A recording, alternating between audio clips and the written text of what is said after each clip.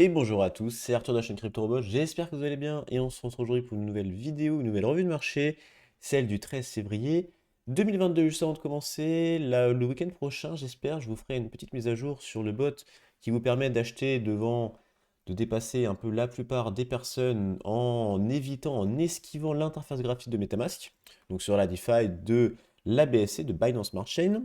Et on va vous faire une petite update pour Avalanche. Ça nous a été extrêmement demandé et potentiellement une autre blockchain. Si vous êtes pressé, vous pouvez aller sur notre chaîne Discord. On a créé un petit channel Bot Snipe où pas mal de gens de la communauté ont déjà réussi, avec l'aide des autres et notre aide, à développer le bot et à l'adapter, à l'updater pour Avax et ça marche plutôt bien. Donc si vous êtes pressé, vous pouvez aller très bien sur notre Discord. Et si vous n'arrivez pas à trouver les réponses, vous pouvez très bien aller sur Internet. Par exemple, ce code qu'on vous a présenté, c'est des petits bouts de ce qu'on a pu trouver, qu'on a pu adapter, améliorer, pour que ce soit aussi compréhensible pour vous. Donc il y a énormément de ressources sur Internet et je vous invite à aller faire un petit tour s'il y a vraiment des personnes qui font du très très bon travail. Ce ne sera pas forcément super clair, il y aura des petits bouts par-ci, des petits bouts par-là, mais si vous réunissez tout, ça peut faire des très belles choses.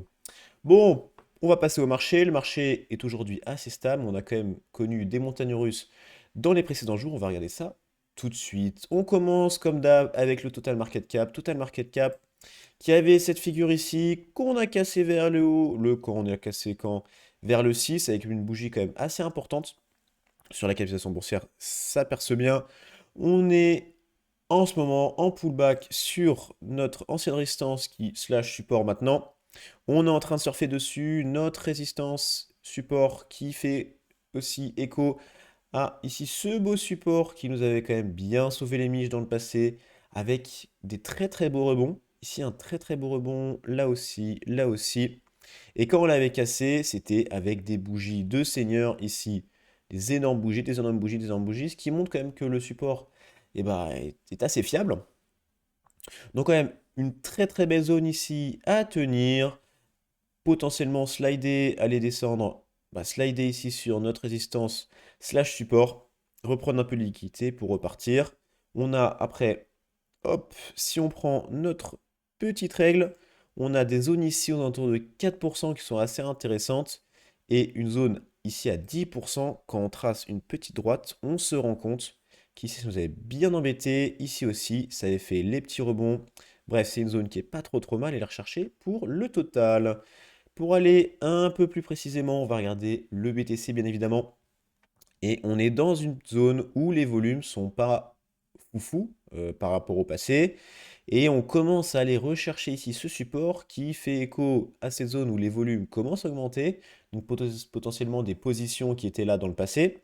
Et on se rapproche aussi de notre EMA 500. Alors attendez, je vais enlever ça comme ça sera plus lisible. EMA 500 qui nous avait bien sauvé à l'époque quand on était vraiment au fond du trou, aux alentours du 20-21 juillet, aux alentours de 29-30 000. On l'avait perdu, cette EMA 500, avec deux très grosses bougies. Une bougie de perte, et on l'avait récupéré avec une très très grosse bougie. Donc on a d'un côté un support assez important, ici important, un support assez important, une EMA 500 au même endroit.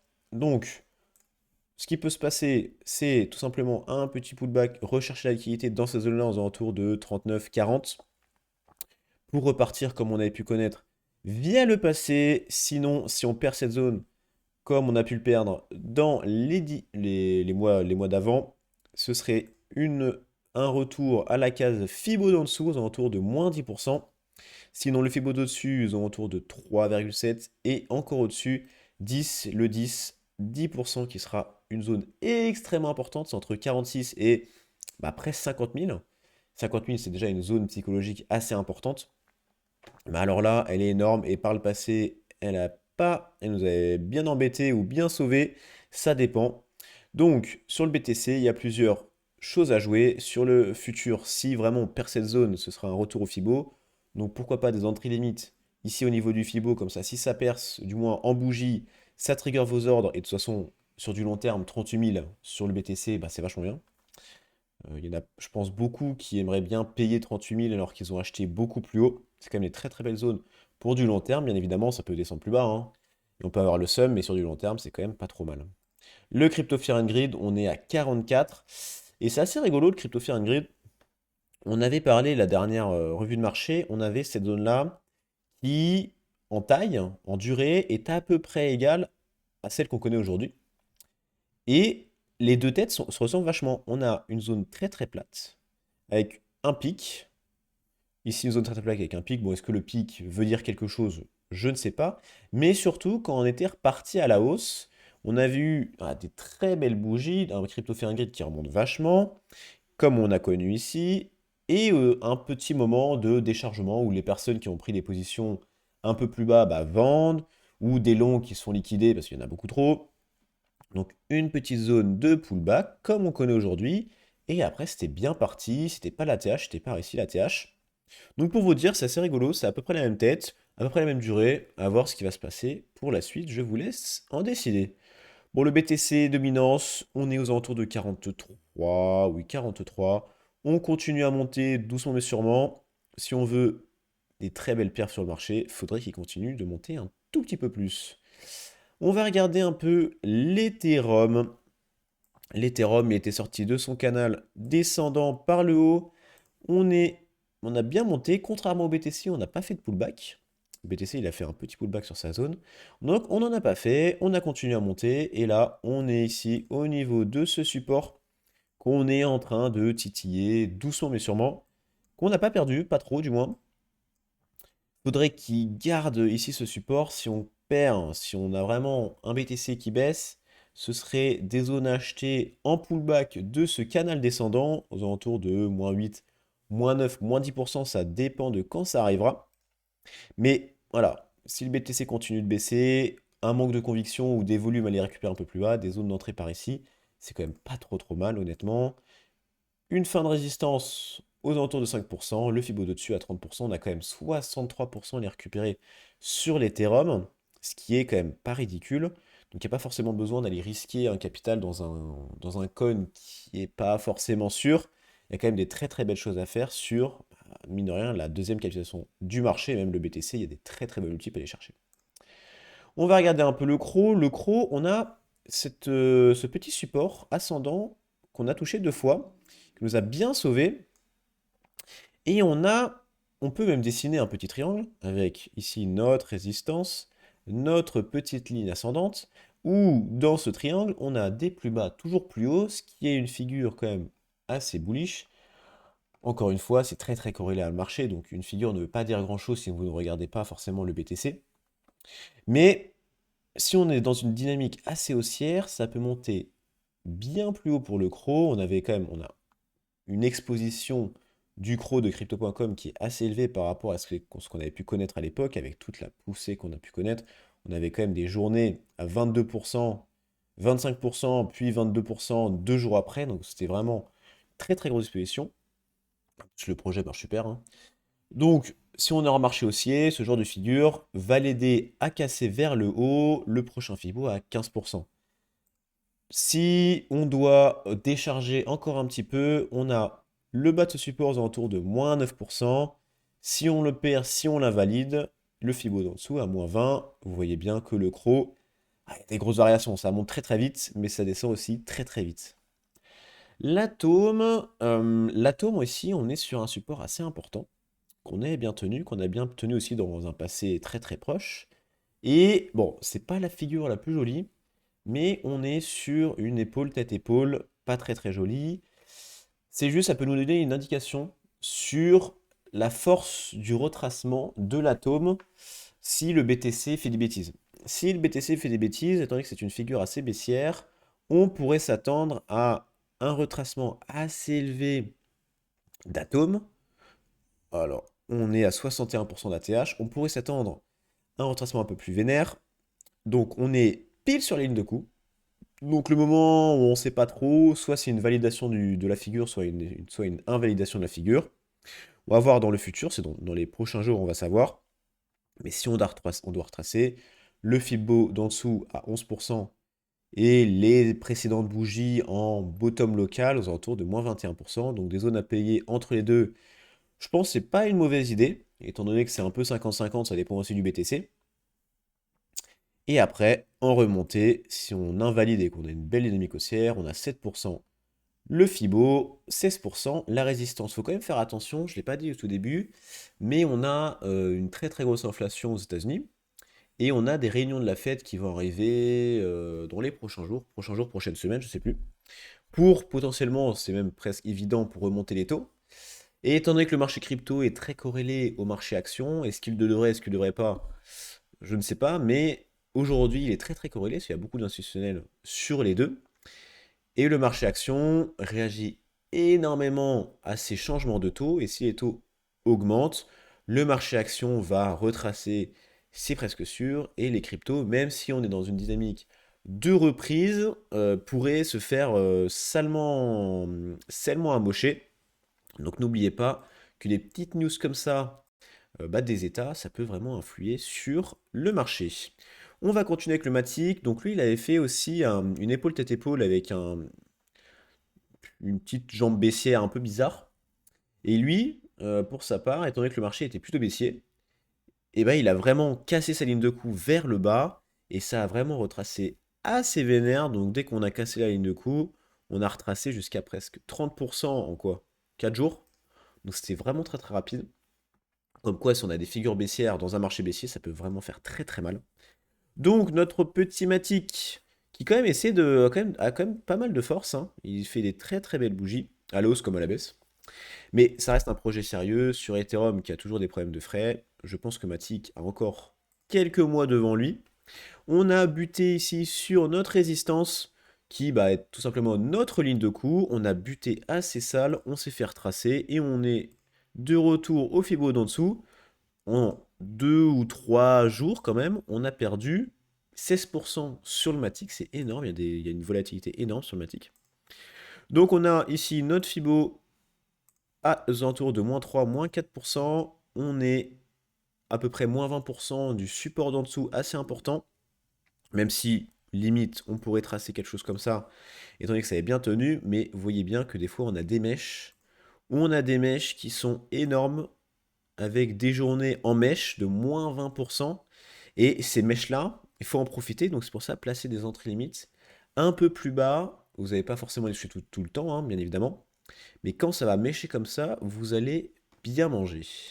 Le Solana, le Solana, on avait parlé d'un précédent revue de marché, j'en ai un peu parlé un peu sur Discord et en commentaire. C'est vrai que le projet est plutôt intéressant, il a une belle équipe, et je suis convaincu que FTX, de toute façon, nous on est convaincu pour FTX, mais on est plutôt convaincu qu'ils vont se donner les moyens, ils ont des bonnes envies, une belle ambition pour ce projet, même s'il a connu beaucoup de déboires dans les précédents jours, précédentes semaines, avec des trucs vraiment pas très très jojo. Mais voilà, on est quand même sur des très belles zones. Sur le Solana, on est sur un bottom local depuis le 29 août 2021, donc ça date. On est quand même sur une très très belle correction, avec 164% aller chercher pour l'ATH, pour un top 15, top 20 du marché, c'est énorme. On est ici sur le Fibo. Si on est vraiment dans une dynamique baissière, ça pourrait baisser plus bas et baisser potentiellement encore beaucoup plus bas, étant donné qu'on a quand même beaucoup de bad news en ce moment autour de Solana, donc c'est le moment où les gens déchargent, et c'est peut-être aussi le moment où il y a les plus bonnes opportunités. Donc on a ici notre petit support aux alentours de -6%. On avait quand même méché sur le Fibo d'en dessous il y a 2 3 semaines, aux alentours de -17%. Donc ça peut continuer à baisser. Sinon, à la reprise, bon, il y a la place, hein, pour la reprise pour Solana, 8%, 28%, des très belles choses pour Solana. On a quand même un coin qui fait des allers et retours entre les Fibos, et sinon ça fait que baisser. Voilà, il n'y a pas forcément de gros edge comme on pourrait connaître, ça monte ou ça baisse. Donc faites attention, ça peut faire très très mal. UOS qui avait un peu pump comme tous ses amis des métaverses. Bon, le projet est quand même vachement bien avec leur plateforme Ultra. C'est quand même un beau projet pour le futur. On est ici au niveau de notre support. On a quand même bien retracé. On a 130% à aller rechercher pour iOS, qui est un peu comme Crow à l'époque, avait pas forcément super perf.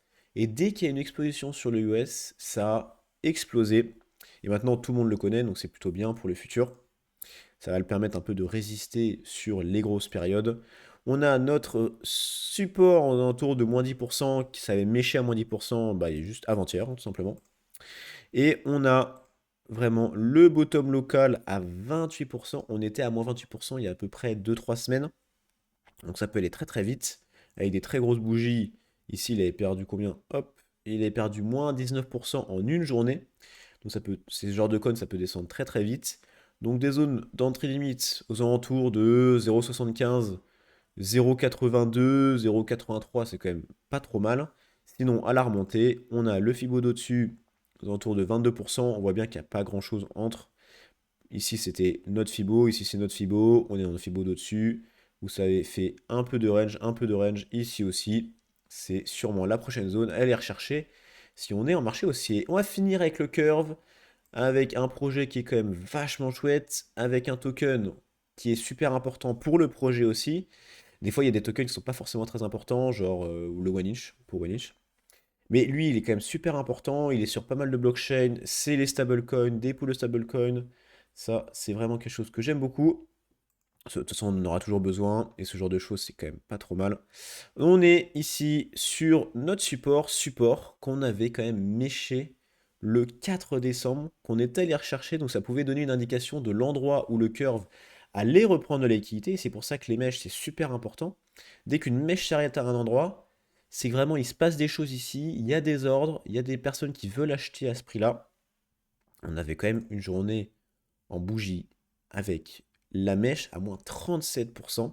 Et on voit bien que c'était dans le passé une zone assez importante. On avait bien rangé, récupère la liquidité ici, et on y est de nouveau. Donc c'est quand même une zone assez importante. Si on le perd, c'est hop. Bon, il y a le Fibo déjà, elle est récupérée. Aux alentours de moins 8, moins 9. Et le Fibo d'en dessous à moins 23 pour le curve. Mais c'est quand même une zone très importante. Il y a pas mal de liquidités ici, pas mal de positions potentielles. Sinon, à la remontée, on a 10%, voire 30%. De toute façon, on a beaucoup de choses à aller rechercher. On a, alors attendez, si je dis pas de bêtises, on a un ATH à 130%. C'est quand même vachement bien. Ce que j'essaie de vous montrer, c'est potentiellement des patterns ou des choses pour se placer sur tel ou tel coin. Mais bien évidemment, c'est très corrélé avec le BTC. Si on a un BTC haussier, des figures haussières vont être amplifiées. Et à l'inverse, pour des figures baissières, comme on a pu voir avec l'épaule tête épaule d'Atom. Et c'est vrai qu'en ce moment, bon, on a des belles dynamiques depuis 2 semaines. Mais on a quand même des news assez importantes qui devraient tomber sur le marché classique, où les gens investissent, le marché action, le marché obligataire, plein de choses comme ça. Des news qui vont pas forcément aller dans le sens de l'investissement dans les marchés classiques. Donc avec la remontée des taux, ça empêche, ça favorise l'épargne, et ça enlève un peu d'investissement. Donc il y aura des prises de profit, des gens qui vont sortir. Et même si le Bitcoin a été créé, ou du moins les crypto-monnaies ont été créées pour essayer de se séparer un peu des marchés classiques, on est extrêmement corrélé. Et on voit bien quand on regarde un peu la tête du S&P qui retrace vachement en ce moment, qui retrace, il y a quand même des très beaux niveaux, mais ça baisse pas mal après la très très belle montée qu'on a pu voir. Faut faire attention, faut attendre ces news. Ces news-là peuvent vraiment faire mal au marché, même si on est dans une belle dynamique, on peut avoir des grosses bougies baissières qui peuvent casser vos positions si vous êtes en futur, en longue ou en short à l'inverse si ça repart bien. Donc c'est des zones, des moments un peu complexes, faut faire attention, faut aussi se renseigner un peu sur les news qui peuvent potentiellement arriver pour éviter des mauvaises surprises et éviter de prendre des positions quand la volatilité est la plus haute, quand l'indécision ou du moins l'horizon d'investissement est le moins visible, le moins clair pour les personnes qui sont dans le marché. Bon, si la vidéo vous a plu, je vous invite à mettre un like, à vous abonner si ce n'est pas déjà fait, pour ne pas louper nos prochaines vidéos. Par exemple, la vidéo qui sortira le week-end prochain sur un update du bot d'achat pour la blockchain. Si vous avez une question, n'hésitez pas à rejoindre notre chaîne Discord. On répond à toutes vos questions, ou du moins c'est nous, ou nos modos, ou la communauté. C'est assez interactif, c'est quand même plutôt chouette. Et pour ma part, je vous souhaite une très très bonne journée, une très bonne fin de week-end, et on se retrouve très bientôt pour une prochaine vidéo. À toutes.